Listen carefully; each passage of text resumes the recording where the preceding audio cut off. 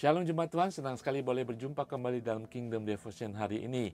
Minggu lalu saya berbicara bagaimana Rasul Paulus yang sudah menegaskan menasihati kita sebagai manusia ciptaan baru, dan kemudian bagaimana kita praktekkan pertama kali di dalam keluarga kita. Karena di dalam keluarga tidak ada pencitraan, tidak ada hal-hal yang bisa tersembunyi. Sebagai ciptaan baru, kita harus mengikuti firman Tuhan. Minggu lalu firman Tuhan berkata tentang bagaimana seorang istri harus tunduk kepada seorang suami, bukan takluk. Jadi suami harus mengerti ketundukan istri, bukan dia memiliki hak untuk menaklukkan seorang istri.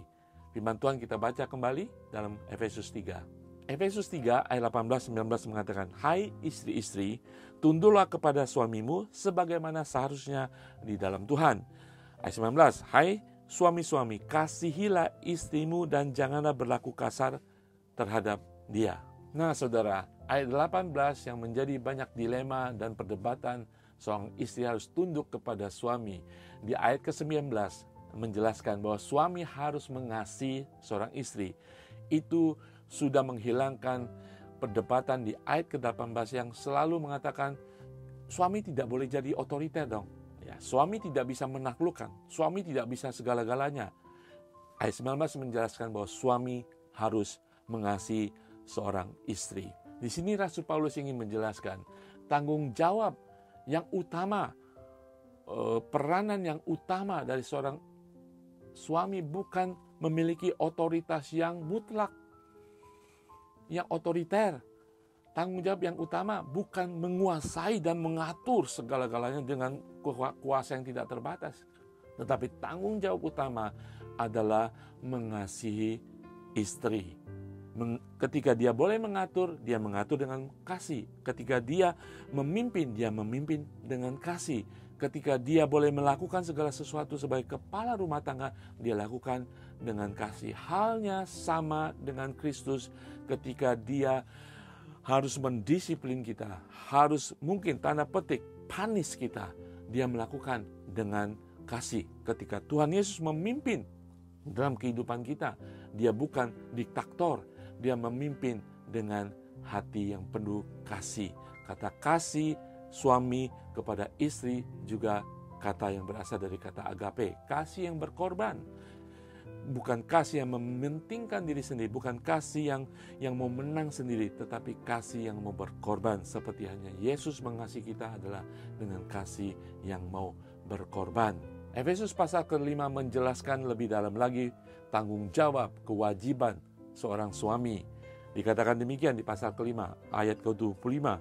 "Hai suami, kasihilah istrimu sebagaimana Kristus telah mengasihi jemaat dan telah menyerahkan dirinya baginya." Ayat ke-28 mengatakan lebih lanjut, "Demikian juga suami harus mengasihi istrinya sama seperti tubuhnya sendiri. Siapa yang mengasihi istrinya, mengasihi dirinya sendiri. Sebab tidak pernah orang membenci tubuhnya sendiri, tetapi mengasuhnya dan merawatnya sama seperti Kristus terhadap jemaatnya. Karena kita adalah anggota tubuhnya." Saudara, sang suami dimanapun saudara berada, kasih istrimu. Seperti kita mengasihi Tuhan, seperti kita mengasihi, merawat, memelihara tubuh kita. Demikian kita mengasihi istri kita yang sudah kita jadikan pasangan hidup kita, yang sudah disatukan oleh Tuhan dalam kehidupan rumah tangga. Nah, saudara sekalian, dua firman Tuhan ini, suami dan istri, akan memperbaiki kehidupan rumah tangga ketika kita jauh, ketika kita memakai nilai-nilai sekuler tentang hubungan dan suami dan istri. Saudara banyak sekali tentang peran suami, peran istri dalam kehidupan rumah tangga menurut ajaran sekuler. Tapi firman Tuhan adalah dasar kita mengetahui hubungan suami dan istri. Istri tunduk kepada suami, bukan takluk seperti kita tunduk kepada Tuhan. Istri harus mengerti bahwa suami adalah kepala rumah tangga. Suami, kasihilah istrimu seperti kita mengasihi Tuhan dengan segenap hati, segenap jiwa, segenap raga kita. Sama halnya kita mengasihi, merawat, memelihara tubuh kita.